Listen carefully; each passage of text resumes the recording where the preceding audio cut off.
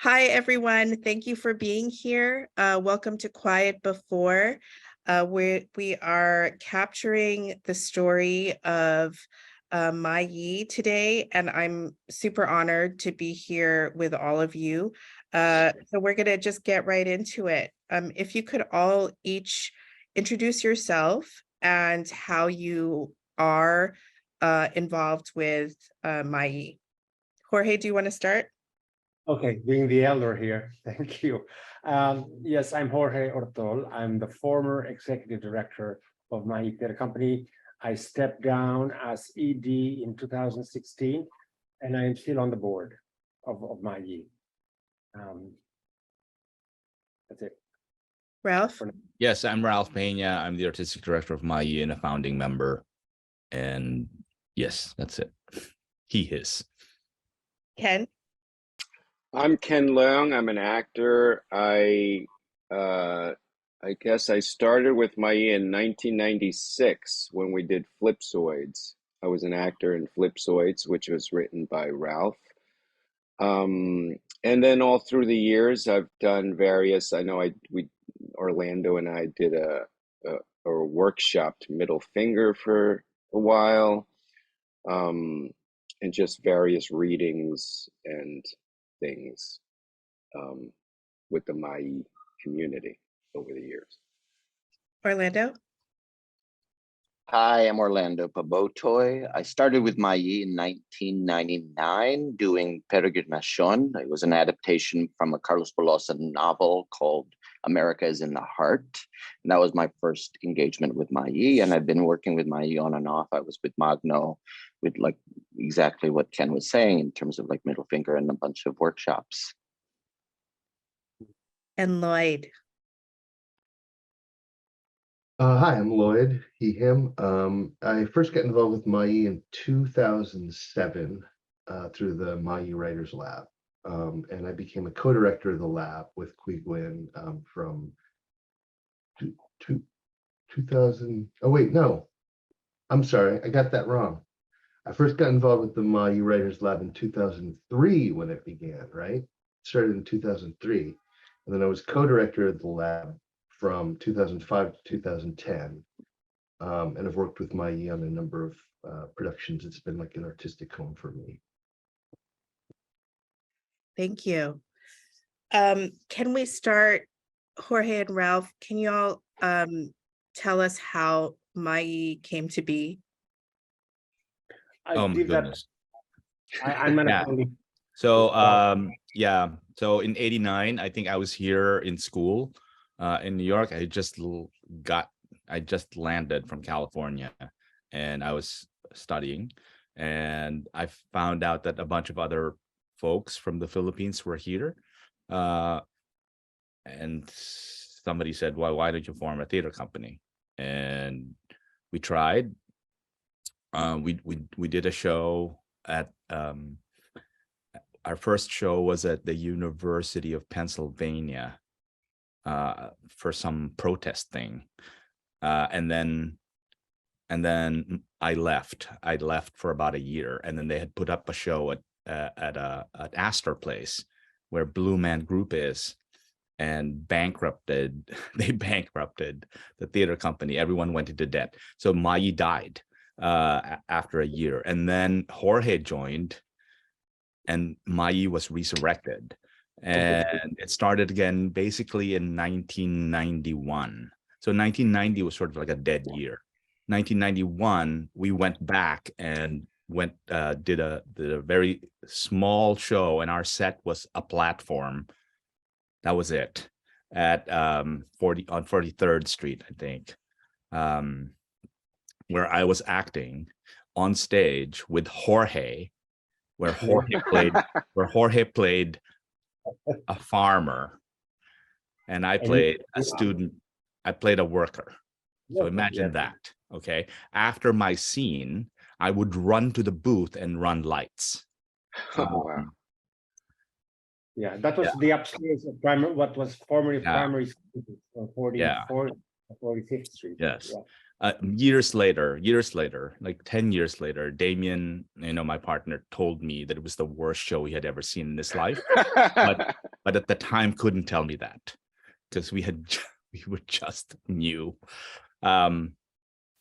But that, and then slowly it went on, and we got space grants, and we did something at the Vineyard, and then it went on and on and on. But Mai didn't really get the attention of the theater community until we did Flipsoids. That was like the beginning with Lloyd. But the early starts were like any theater company. It was really rocky. We didn't know what we were doing. But it was this put it up and let's see what happens. And Jorge, of course, was there and was instrumental in making sure that Mai didn't die again. So it was Jorge who took care of the not-for-profit thing, the legal matters, putting the board together, and of course, raising money. Wow. Yeah, so that's what was that? I remember my very first exposure to Mai was Ron Domingo was in a reading somewhere, and he invited me. It was Ron, and maybe it was JoJo. I'm not sure about that. Do you know what I'm talking about? What yes, but I mean, I don't know what play that was. But at that point, we had just a handful of writers we were working with. Nobody wanted to work with us at that point. Who were we? So we were getting scripts in and out, and so that's why I took up playwriting, because we couldn't get plays, and I just decided, if you're not going to give it to me, well, then I'm going to make it. And then after that, after Flipsoids, then we started getting scripts, and they were not Filipino scripts. Well, that's precisely it. When Mai was founded, and I was not there, it started out, I believe, as a theater that was going to do Filipino theater in New York. Filipino, in other words, not even Filipino American, Filipino. So the first couple of shows were Filipino playwrights, and as my point of entry, I got back to Manila doing an acting stint in Manila. And when I came back on my landline, there were no cell phones in 1990. There were like a dozen phone calls from Chito Hao, who was the first artistic director and a founding member. And he was directing a play by Elsa Colculuela. And it was called In My Father's House. And they had lost a father. And they were already on their 2.5 weeks of rehearsal. They were going to open like in a few days. And he was calling me like 8 times a day. I got in, I called him back. He says, please come.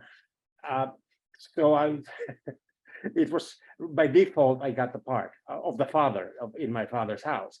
And so then we got into, and then that's where we played at the, with the Blue Man at the Astor Place, where the Blue Man group lived for so long. And that's where, sort of everybody was shelling out money from their own personal credit cards to pay for the lights rental and for the sound rental. And I mean, everybody was just really, they got themselves ragged trying to keep the company alive. And then when I came in as an actor. Then they found out that I was, I had a master's degree in business. And so they said, well, then you must know business. So do you want to join us as executive director? So of course I said yes. I was already in love with the company. I mean, because of the guts. So I became executive director, and then it was teamwork all the way. I mean, Ralph, don't take credit away from yourself, because you did so much with me in the very beginning to keep it afloat. And so that's the humble beginning. So it's somewhere in the early 90s, we shifted from Filipino playwriting to Filipino American playwriting. I forget, in 1992, I remember we did a play by Luella Dizon, and she was Filipino American. I think in the very it was 1994 when we started taking film scripts. Yeah. Okay. Yeah. And so then we were film until 1998 or 97, when we started we embraced the Asian American canon. We thought we'd get more funding, we'd get more patrons, and we'd get more plays. And I believe, I may be mistaken, but I believe the very first play we did that was Asian American was Theory of Everything by Prince Comalvillas. Correct me if I'm wrong, Ralph, but I think that was the first non-Filipino American play we did. I With the can't new, remember. yeah, that was Maybe yeah, that was at the small vineyard that smelled of urine. awful on 26th Street. Awful, Yeah. I think. We probably Really condemned. awful. Yeah. Sorry, can we just go back a little bit to where you started, Ralph? Mhm. You came here studying what? Theater Or- act. And then some of the people that you met who wanted to start a theater, Mhm. who They were were from the Philippines. So Chris was here visiting at the time. Chris Miliado was here. Cheeto was here already. Christina Sison, who was in a bunch of people. They were not from the theater company that I worked with in the Philippines, but they were working in theater, and we just all sort of said, "Oh, you know theater? Yes, you know you can be the stage manager, all that stuff." It's like, yeah, it's like people, you know, like a drunken party. Decided you be the stage manager, you direct, I'll act, I'll write, that kind of stuff. right. It was completely, there was no organization behind it. I remember we all fought for what name we were all gonna call it. I didn't want Maggie because who could pronounce that? What were they gonna say? What is that even? Right? Yeah, May I? And it was a big thing. And I banged head with the artistic director from day one. Because I didn't want to do things that he wanted to do. And eventually I just, you know, that's why I left after 1 year. And they did in my father's house at Astor Place. But it was just a loose bunch of folks, really. Are any The original name, by the way, Nancy, was Mai Filipino Theater Ensemble Inc. So they had the word, and sometimes it's still that name, aka Mai Theater Company, for legal purposes. But it was incorporated as Mai Filipino Theater Ensemble Inc. originally in 1990. Yeah, Mai means ants, right? it does in Yeah. Cantonese, but Well, in Cantonese, it's mangai.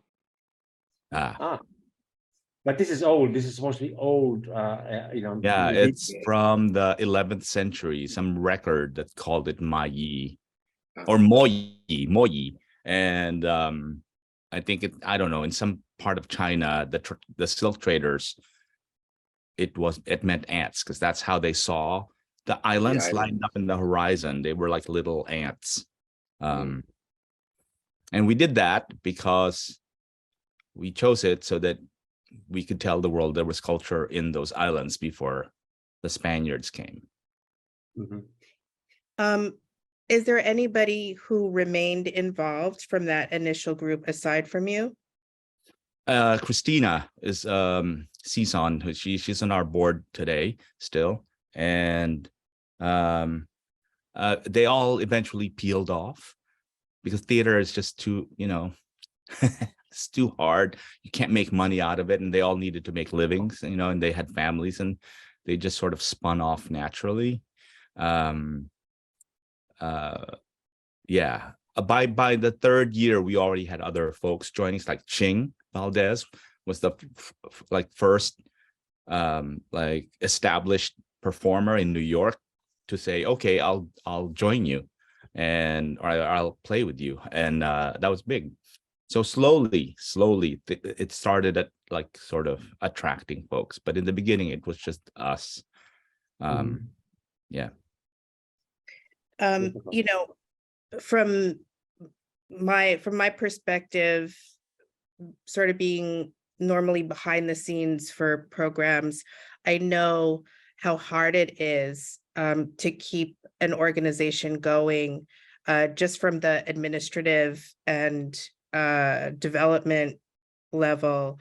So, I mean, Jorge, how, like, you were committed basically from the start and remained for all this time.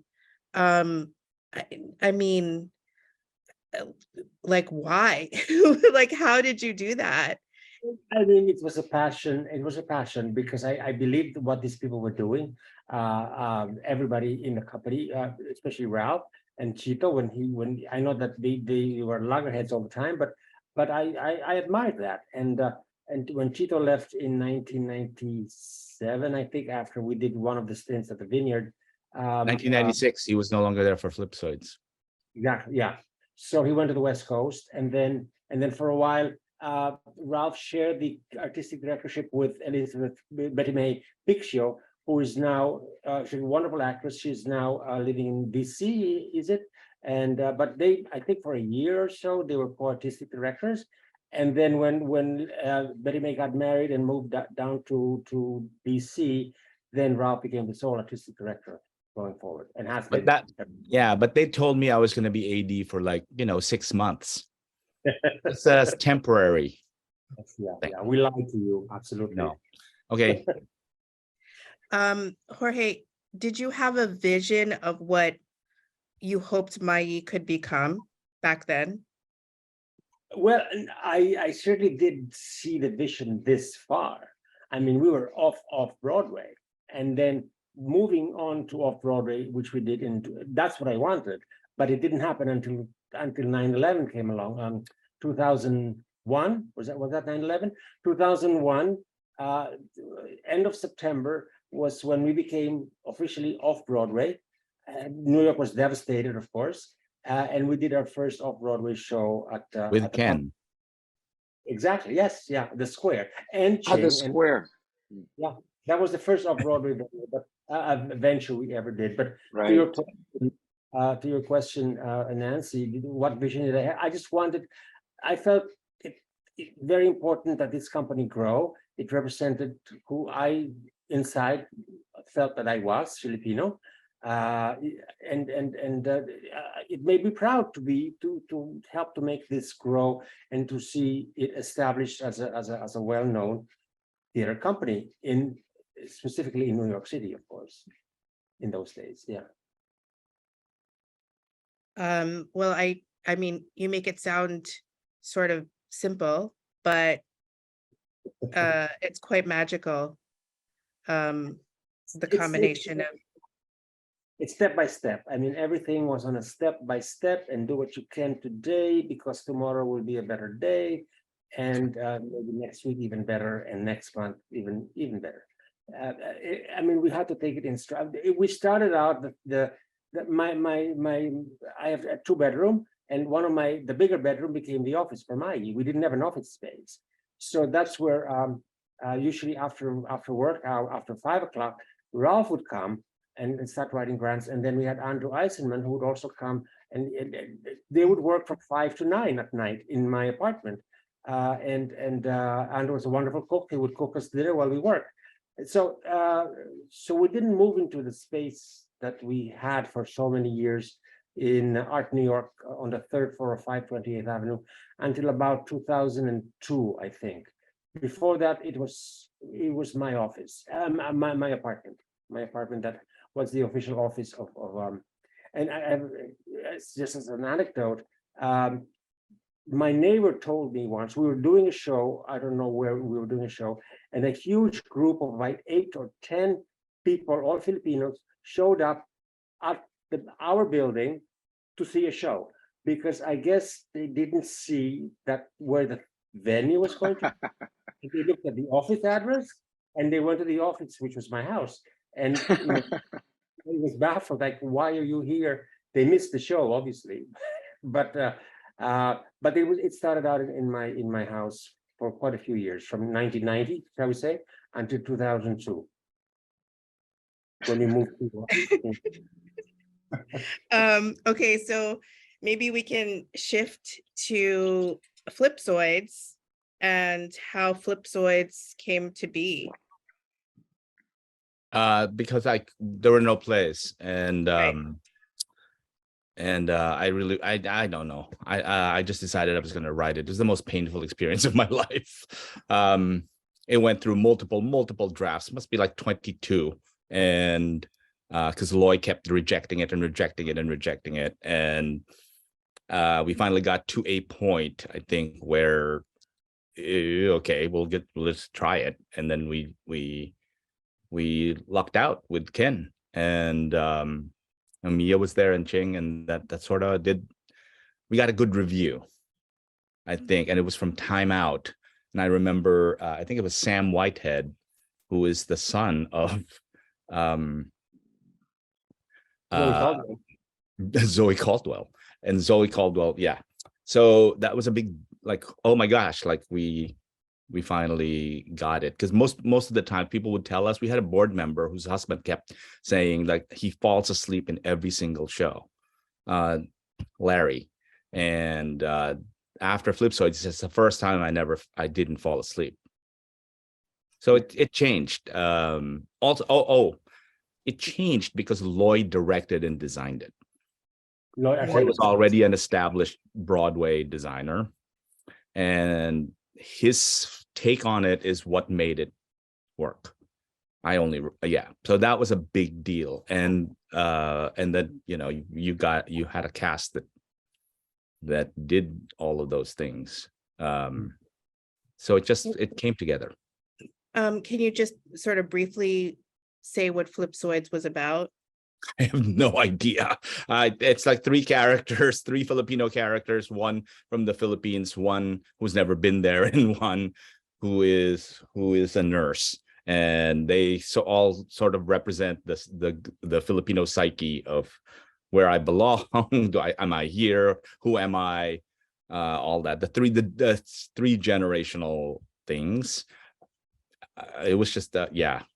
I don't know how to describe the place, especially my own. Ken, what is your remembering of how you came to Flipsoids? Well, I mean, I just auditioned for it.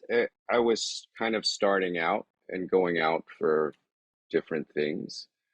My Yi was the first group where I felt that it was more than auditioning for a play. It was being part of something. It was being part of a community. I really, you know, it's turned out that the Filipino American community has now become kind of my community more than, you know, I'm Chinese American. And from birth, the way I was raised, whatever, I feel a huge disconnect with my own community. I think it comes from, you know, my parents not being able to relate to me to this day. And just we have this kind of stereotype, right, of so many East Asian cultures of being withdrawn and shy and quiet and all this and that. Part of that is the immigrant experience. But for me, that really was the case. And then here comes Mai and this Filipino American community, which is the opposite. You know, they gather in large numbers and they talk about everything, and they talk about other people who aren't around to you know, they share and they eat, and there's all this family that I think I didn't realize that I wanted and needed. And they were also Asian American. And so it's like, I think these are my people. And so that, along with Mai being such a kind of, you know, I was in this early figuring myself out stage, really formed this double artistic and, you know, identity kind of foundation for me. Yeah. Yeah. And we bleached your hair. Yeah, you bleached my hair, which I have to say, I think is a little responsible for why I have a career today. I think it can be traced back to if Redford was not written with blonde hair, I think something might have been different, you know? And you kept it for Rush Hour, right? You kept it. I kept, well, I had to because we were still running. Oh, I had an audition for Rush Hour, the film Rush Hour, during our run of Flipsoids. Maybe it was during rehearsals, performance, I don't remember, but it was blonde. And so I went in blonde, and there's nothing in the script that says he's blonde. But I play this, villain in this Jackie Chan movie. And so going in with this shocking blonde hair was unexpected and gave it something. And then, and I kept it for the film. They liked it. So yeah, so I think there's a what do you call, a thread that can be traced back to Flipsoids. Can you talk about Mia and Ching? And I mean, was that the first time you worked with them? What was it? Yeah, it was the first time I think knew them or met. It was definitely the first time. I remember them as being very very nurturing, very I mean, they were, compared to me, they were like veterans. And they didn't make me feel that way at all. I felt like we were a trio. And I think also maybe, Lloyd Arsenis, our director, I'm not sure, but I think it might have been the first thing he directed or one of the first things. And he came at it with a very, how do I do this? Like, he would have conversations with me after rehearsal where he would say, how should I have directed you here? Or yeah, like I'm trying to do this and I see you're trying to do that. How do we meet? And he would just be very open with that. And it created this very supportive, honest environment. Yeah, I didn't know that was your first play, Ralph, and you wrote it because there was no material. I mean, the piece, not one would not guess that from the piece. But I guess all of us were sort of forming, or yeah. On the flip side, Lloyd would meet with me and say, I need Ken to be louder. What should I tell him? How should I ask him to be louder? And I said, tell him that the audience is deaf. That's the flip side of that. Ralph, was that the first, when did you first meet Ken?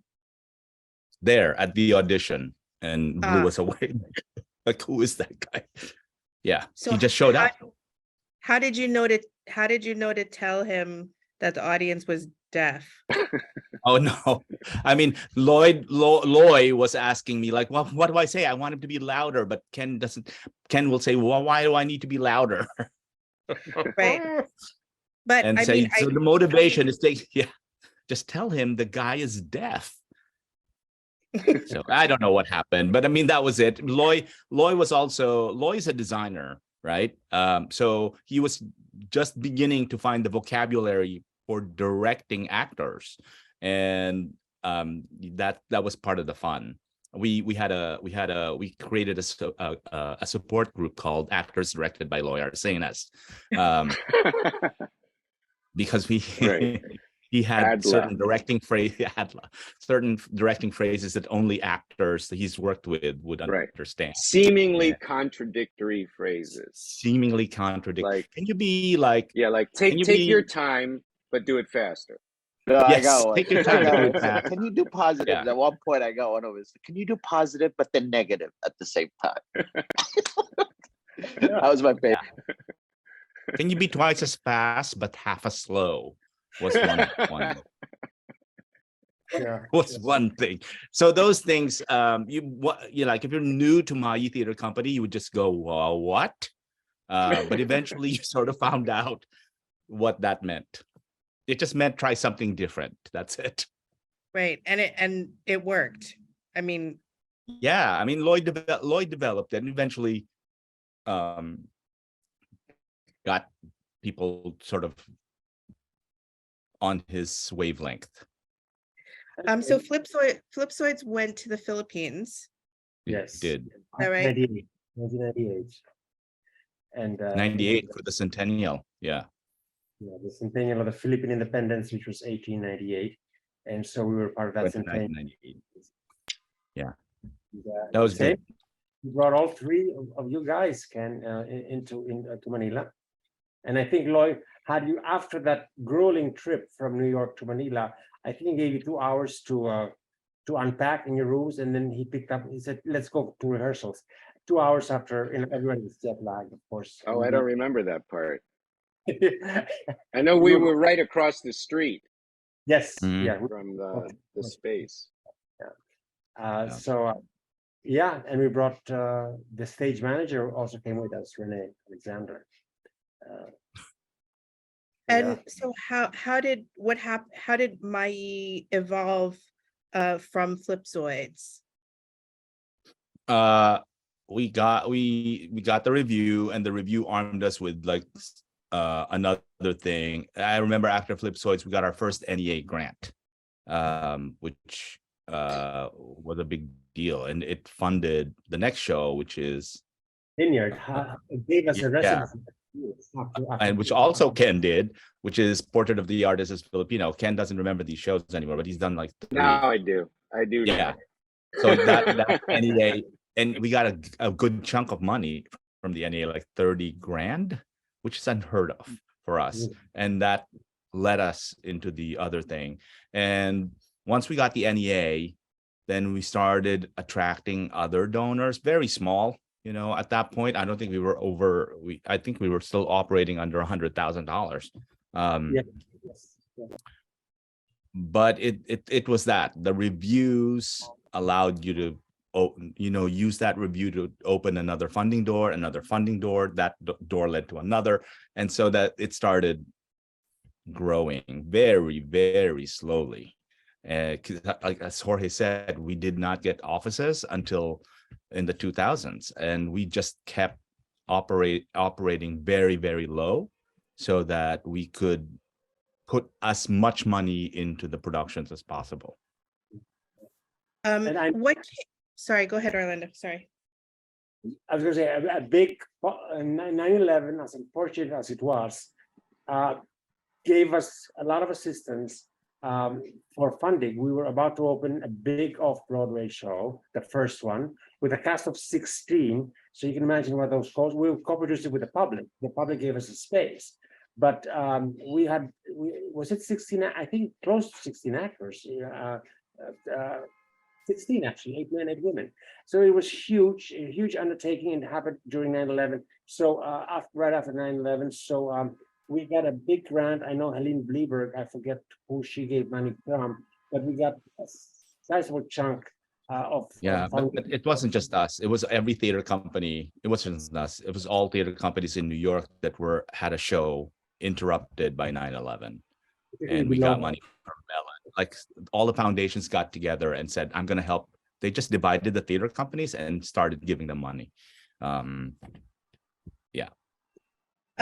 So which came next, the Writers Lab or Magno in our timeline? Magno came first. Magno. 2002. Yeah, we didn't have the office space yet when we did Magno. There were several Magnos, right? There was a workshop Magno, and then there was the first one. The Blue Heron, both the Blue Heron. No. The Blue Heron, and then it moved to DR2. Oh, that's right. I'm sorry. The word premiere. The workshop was Blue Heron, and then the premiere was in DR2. We still did not have an office, but when the Writers Lab came along, 03, we already were at 528th Avenue. And when did Orlando join Magno for the first? He was always there. He was there for the development of that, which evolved from like 3 pages. Basically, Lonnie started writing with this group in mind, and the group tried to make sense of those rhyming couplets. But Orlando joined us in 1999. We were in Theater Row. We did Peregrinacion, and Orlando had auditioned for us in Ching's apartment. And the director started jumping up and down with joy after he left the room and saying, "Oh, I found him. I found him." And yeah, and he had just come out of Juilliard, I think. Yeah. So yeah, we were catching people at their most innocent and then luring them in. Orlando, can you talk about that? About being lured in, or Magno, or Peregrine? I think I was About, mostly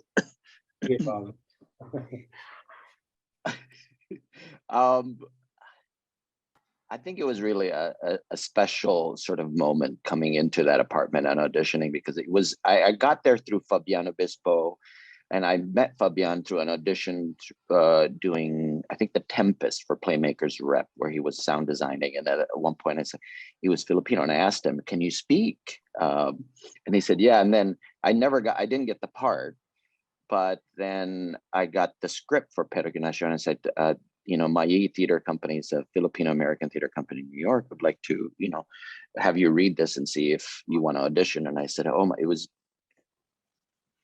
I just remember being extremely moved by the piece, that story was there. And it was almost like electric sort of connection to it. It was emotional. And as soon as I got there, I almost didn't want to audition, because I was just so happy to meet people, in terms of like just people doing theater, Filipino Americans, speaking the language that I wanted to speak as well. On top of it, I think I was just really happy. And at the same time, the script was just another byproduct of that emotional sort of experience. And I was just, really like interested, regardless if I got the part or not. I was just really interested in meeting these people. And that's how I think it all started. And as soon as basically when I got the role, it was immediate. I was like, of course I would do this. I saw you in Magno because somebody dragged me to it. Because my background is in spoken word poetry, and Magno might have been like one of the first theater works that I saw in New York City, which means anywhere. And I, was completely, being Filipino American, I was stunned by what I saw. And you were magic. You were something that I didn't know could exist. But everything about that production, I don't remember where I saw it, but the set design, the words, the performances, and the idea of someone who is thought of as a lowly migrant worker could manifest so much magic and so much romance. And I mean, you were so beautiful in it, and it really changed how I saw and came to understand theater. So could you tell us sort of briefly what Magno is about, and what that experience was like for you, or what was sort of the most how it changed you, or what it did for you? Thank you for saying all those things. I think that was really, really nice. I'm touched by what you just said. I think, God, man, I think it was a combination of so many things that I think to this day it hasn't really resolved in some ways. I mean, it was a combination in terms of it still is a searching process. I don't think it was that's what I mean by resolve. It was still in a searching process. And Magno was a result of a poet laureate who knew that world. Carlos Bolosan became our poet laureate, and I think the magic that you refer to is really trying to get to his soul through his words. And I think there was a playwright at one point that I can't remember who said this, but it's like when you write something, you always have to write something first in your hand. Write with your hand, because that becomes a contract from your hand to your eyes that goes to your heart.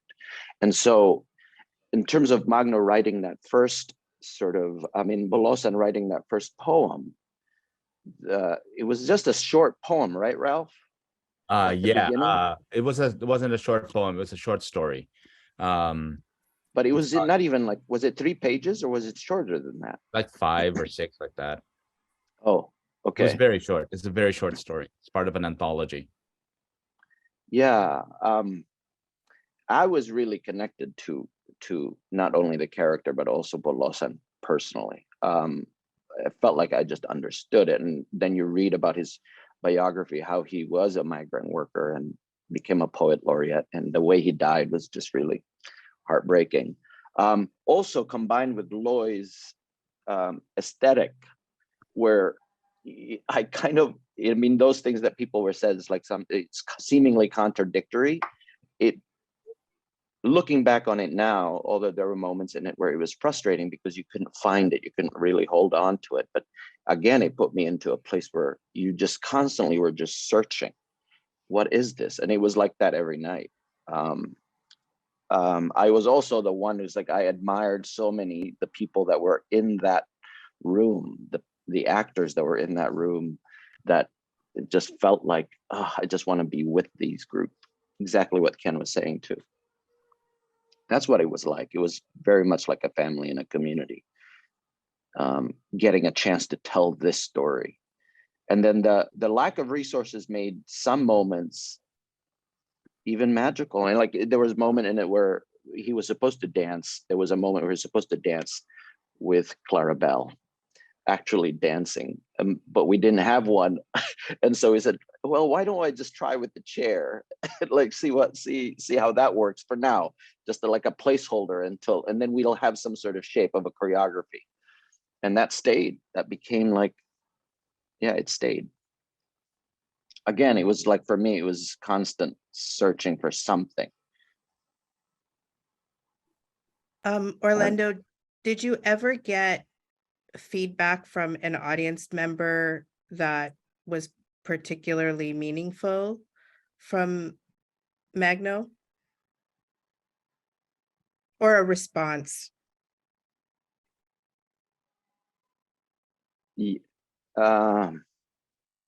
Yes, yeah. It moved people as well as as well as us, I think. And we knew that something was happening. We don't know what exactly, but I think something was happening in terms of telling the story, that it was reaching people in a very specific way. Yeah. And till now, I think people still do it. People still do Magno, and almost sometimes it's exactly the same that some moments in it where I think people were saying who saw the piece that we did and then would see another production. It's like, it was almost like a ripple effect. Mm. It was also sold out, which is the first time we've ever had that problem. We were having fights in the lobby from people who couldn't get in. So that's like, whoa, that's new. And paying. And paying to get in, which is like, wow, that's new too. And that's the second show, Magno Rubio, that we brought to the Philippines after Flipsoids. I think it was 2000. Years later. It was like 2 years later. Yeah. Sorry, what was the time period for Magno? Magno was 2003. Yeah. 2002 to 2003, and then it went to the Philippines in 2000. There was a coup, but I don't know what. 2007, maybe. That late? I don't know. It was a little earlier. It went. It was a huge hit, and Yeah, there was a coup, but people were lined up outside the theater. Yeah. Uh, Basically, we thought nobody would show because they really be afraid about this ominous coup, and then we were lined up around the corner. So, Um, and so then I just, yeah, so then I think, can we shift to the writer's lab? And how did that come to be? Sung-no had a residency, NEATCG residency at MyE, and it was about to end. And he says, why don't we just start a writer's lab? And we said, sure. Who's going to join it? And he gathered like the first cohorts himself. And they started meeting weekly, I think, or bi-weekly or something like that, but in our very, very small office. And that's how that thing started. And then people just gravitated to it, I think, and it grew very quickly, from maybe 6 or 8 to suddenly 15, like that. But it was Sung. So we call him Moses. And then he gathered the disciples. Yeah. He came down with the tablets. Yeah. I think Sung, I don't know if Sung knew my writing as a poet, but he was actually the person that encouraged me to try writing for theater, writing plays. And I didn't know why, but he was very, very supportive and would read my stuff and give me opportunities to share it. So he asked me to join the writers lab, and I think I resented it and I think I just disappeared because I never overcame that resentment that he thought I could write. So I wish he was here, but yeah, so Lloyd, can you talk about what it was like? Did you join? So what was your relationship with Sung, and how you joined the Writers Lab? Where you Yeah, were at? yeah. I mean, at that point, I felt a little just very eager to be like I was young enough where I felt like I had a lot of energy that I didn't know what to do with. And I knew Sung a little bit. Like I just mostly knew him as a writer that I really admired, but he was a guy who just seemed like he was always very open and available and interested in helping other writers, but from that very laid back, way that is that is and when the Mayu Writers Lab came about, it felt like everything everybody said here today, it felt like that same kind of energy of just sort of like this impulsive thing that comes out of need, but that is rooted around these very rare and very valuable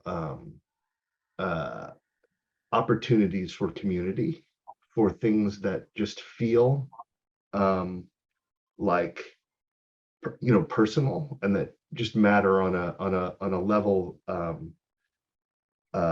of providing something that just the rest of the world doesn't provide. And that group, I remember that first meeting. You were at that first meeting, right? Where it was like something like, I don't know, there were like 8 or 9 people. And we ended up going to some bar and being like, and half of the people there were like, I don't know what I'm doing here. And they never came back. But the other half, it was clear there was this sense of like, Sung just would like ask the question, like, what do people need in life? And how can this help that? And there were enough people who were like, there are things I need, and I'm feeling like this could be that for me. And so it just felt like an instant community, or not even community, but just like affinity space with people who are like, yeah, I want to be a writer. And we can help each other be writers. And it was this way of making it feel like that writing wasn't just like you know, your relationship to the theater wasn't just like, oh, this is my play, please, somebody please do my play. It was like, no, you're part of an ecology. You're part of something larger than yourself. And that's come up before. And there's nothing better than that. There's nothing better than that just emotionally as a person, but there's nothing better than that as a writer too, because it puts your work in a context, right? Where you're like, this means more than anything I can just assign to it on my own. It means something in a broader sense. And you just, yeah, that's, you can't beat that. Yeah, I mean, there's the sense of being held. Mhm. And so Lloyd, correct me on who was there.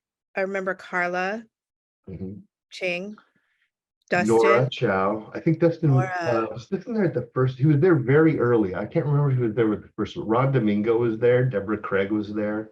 That first, that very first meeting. Who else was there? Kui was there, right?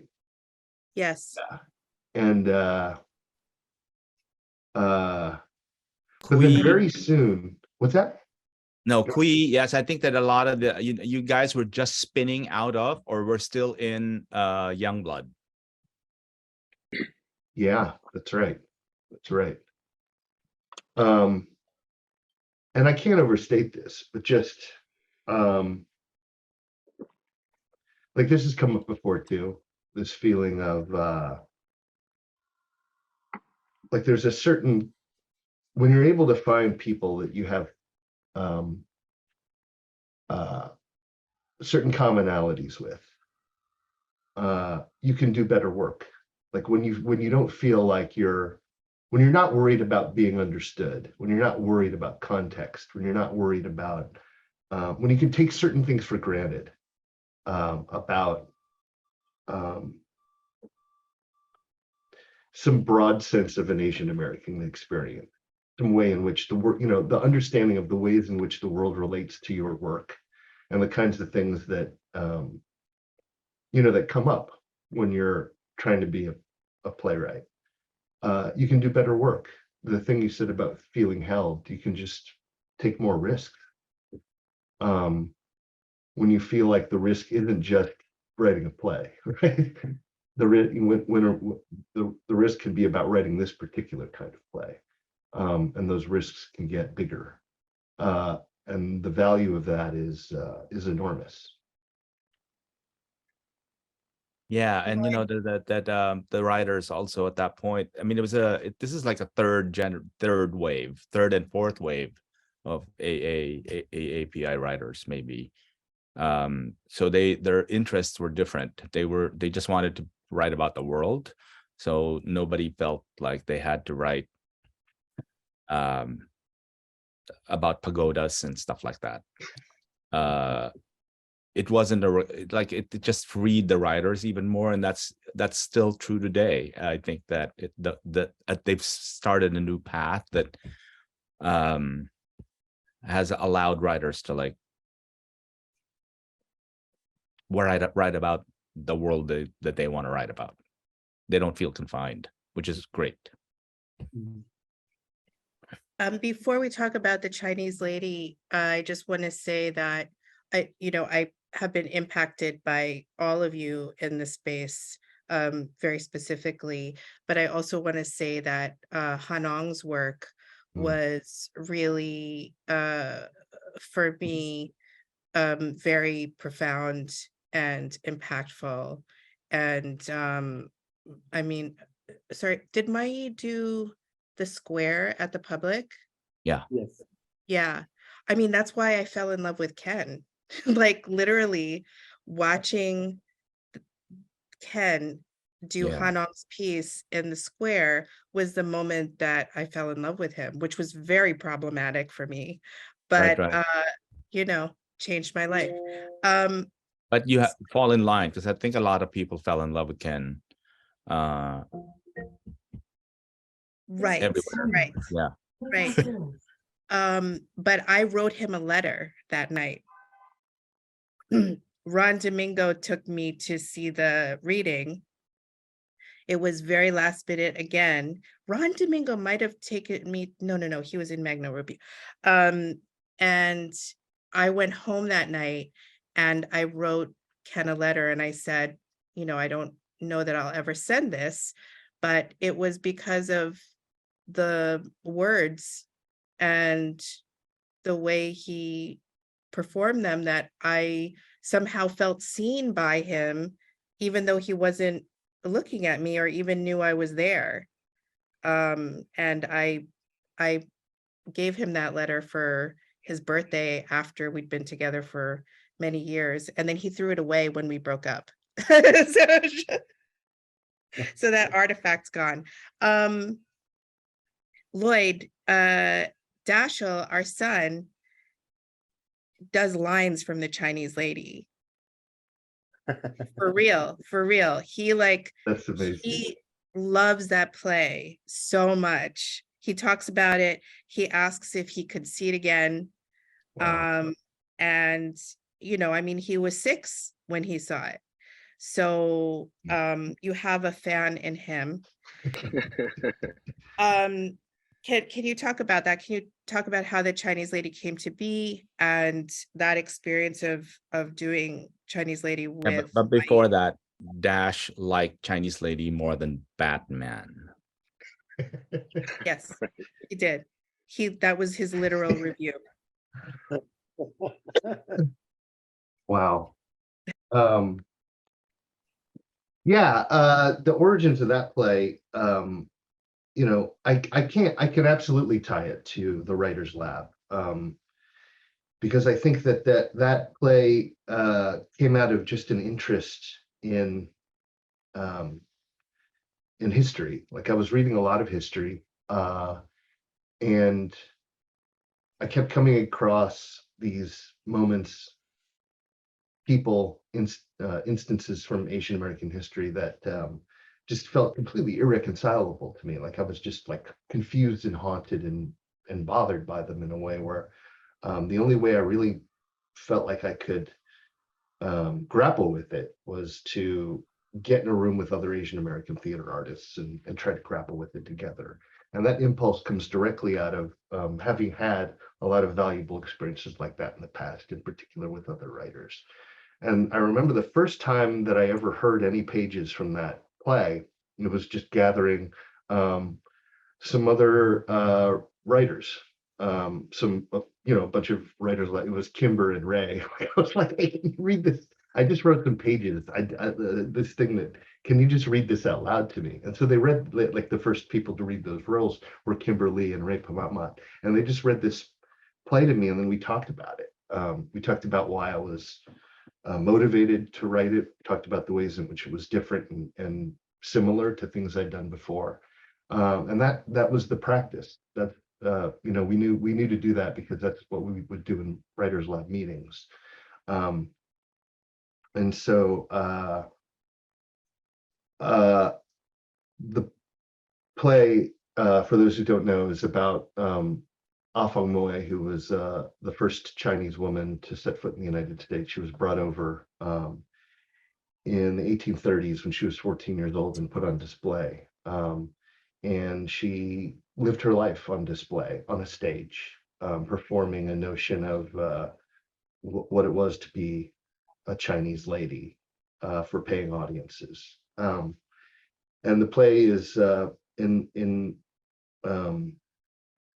a large part for me, an attempt to try to understand and grapple with that history, but in a way that also is reflective of, like, the reason I think it meant so much to me and means so much to the people that I get in a room with the play is that we all have this experience of performing an identity, or at least feeling the need to perform an identity, right? Being aware of the ways in which people expect a certain version of what we are, like what they see, like when you walk into a room, what the expectation is. When you step onto a stage, what they expect to see, and how does that influence even subconsciously, who you actually are. It's inevitably going to change who you are, especially if you're performing that every night, especially if you're performing that every night against your will. And so the roots of all of that have always been for me in trying to work with people who understand that intrinsically, like Asian American actors understand that intrinsically. They understand that on a very deep level. And so to be able to get in a room with actors and without giving too much away for those who don't know it, like the play is very much rooted in history, but it's also very present tense. Like there's an element of the play that's really about like being where we are now, reflecting on that history. And so it urges people, like actors in particular, to access and be present in the present tense in a way that, like, whatever's going on in the world, whatever's going on outside the theater, whatever's going on in that actor's life that particular day, they can bring that into the theater. So on that level, it feels like something that has always felt, and it's always been important to me that it feels like it's for a community. It's for Asian American actors in that way.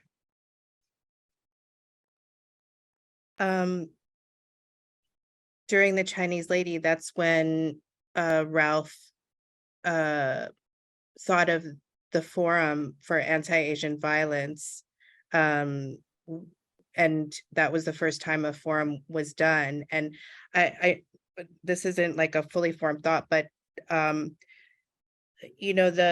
stories that you have all told, Magno, Afong, Redmond, uplifting, like I had said before, maybe people who aren't seen in daily life and turning them into heroes.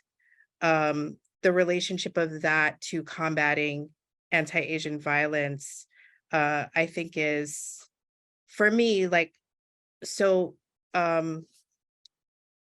inspiring. And I'm so grateful for it. I'm so grateful for the thinking that you all have put into your work and how that impacts our community and the world. So I just want to say thank you for that.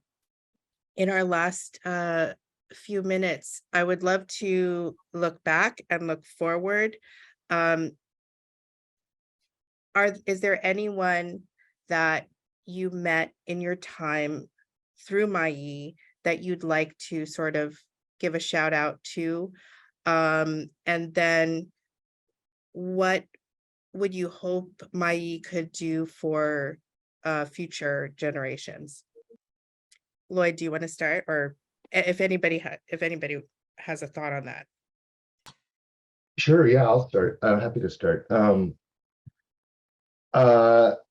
I mean, I just mentioned Ray. Another person that I know, like I was just thinking about the question of who was at that first meeting. I'm pretty sure Ray was there. I'm pretty sure Carla was there. I don't remember it exactly, but I'm pretty sure Ray and Carla were there. And just like, I would say that a lot of those writers, like just that writers lab, they've become my most important point of reference for all work, really. Like the conversations we had in there have really shaped everything I've ever done from there. Like just the ability to get into a room and feel like these are people who understand what I've done before. So they'll have a context for what I'm doing now, the ways in which it's different, the ways in which it's same, and what I'm striving for.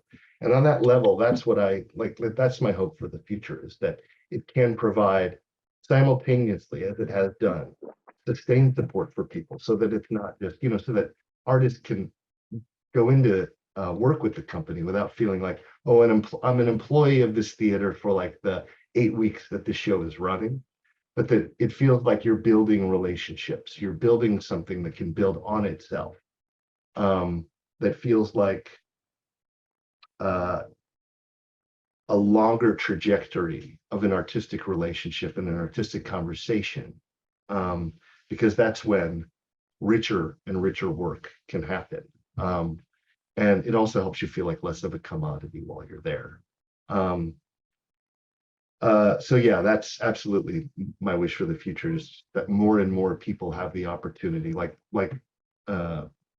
like those of us on this call, to build that kind of sustained relationship. Jorge? Well, I mean, I'm retired, as you all know, but as a board member, I still remain active. But I think putting the footprint is there for MAI and what it stands for. The mission is very, very clear, that we want to give the freedom for any Asian American player to write about whatever they want to write about, and to give them comfort levels of failure with the inside a room, but creating a bigger footprint is probably what we want to do down the line. I know Ralph has been very much of an advocate of collaborations rather than doing it single-handedly, which is very expensive.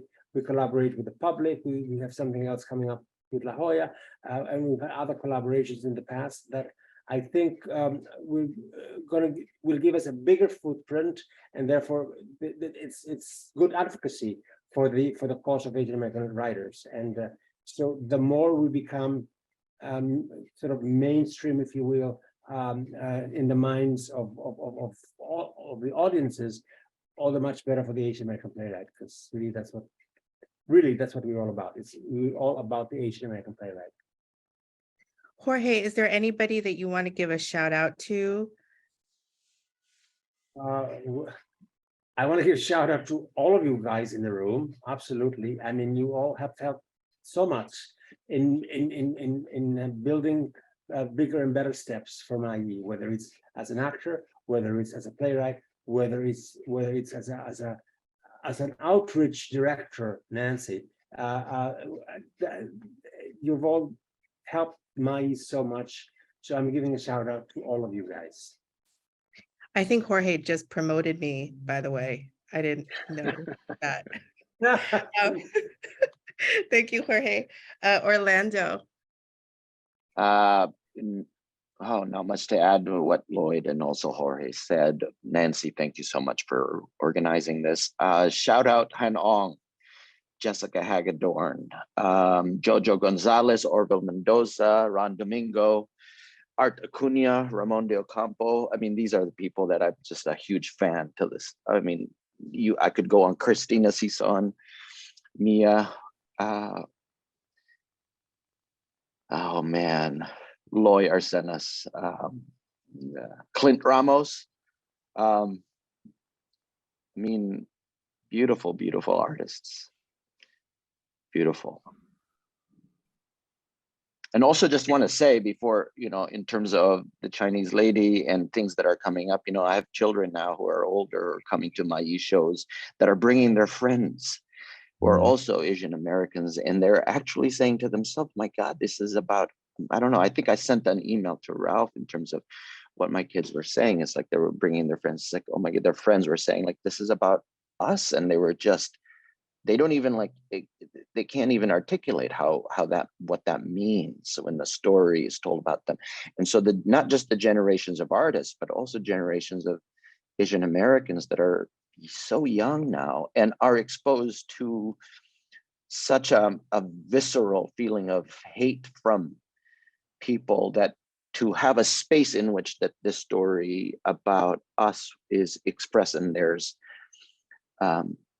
I think it's just not only valuable, but extremely, extremely important. So thank you so much for keeping this going, Ralph, Jorge, Nancy, for organizing this. Ken.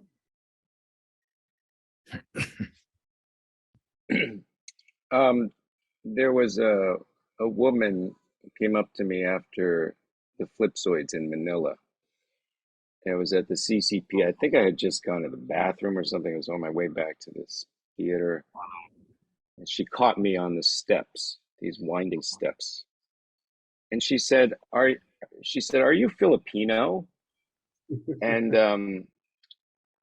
I said, you know, sort of apologetically, I said, no, I'm not. And you could see her do a little kind of math in her head. And she was like, oh, well, that's okay. That's okay that you're not. And then she just left. And it kind of encapsulates something for me, which is that, you know, I didn't have to be accepted into this group, you know, I didn't have to be. And I was, and it's changed me. And it remains, I mean, you know, you're Filipino American, my son is half, and it's in me now. I think maybe that's part of why, you know, Ralph is like, oh, you did this play and that, and you don't remember it now. I think I don't, because it's in me. You know, it's not like, oh, this is my resume that I can look at outside of myself and take off. It's in me. So my shout out is to the Filipino American community, you know, for accepting me the way you have, in a way that, you know, my own family has not been able to, doesn't know how to. I will never be able to express what that means to me. So thank you for that. I was always confused as to how Ken was more embraced by my Filipino community than I was. Like, I was always so nervous around Ralph and Ching and Mia and Jessica. I was always like trying to avoid them. And to see how Ken sort of seemed more comfortable with them than anyone else, it was baffling. I was like, what is happening?